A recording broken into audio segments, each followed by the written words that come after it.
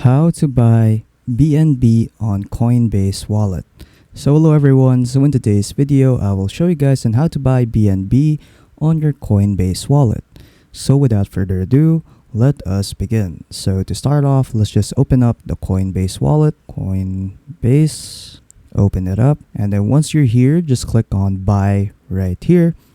And then after that, what you want to do is to just input the amount that you want to buy. So for example, I'll just put in $11, and then after that, what you want to do is just click on network right here and then scroll down until you see Binance Smart Chain. So just click on that, and then after that, it will now be converted to BNB.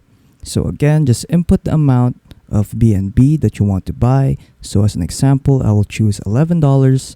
And then after that, what you want to do is just click on your payment method. So they have different kinds of payment methods right here. So they have Apple Pay, credit card, debit card, Cash App, US Wire bank transfer, and a lot more. So feel free to choose which kind of payment method that you want to use. And then after that, just click on continue payment, click on continue. And then after that, it will now ask you for your payment details. So just fill all of those up and then you're done. So yeah, that's pretty much it on how to buy BNB on your Coinbase wallet.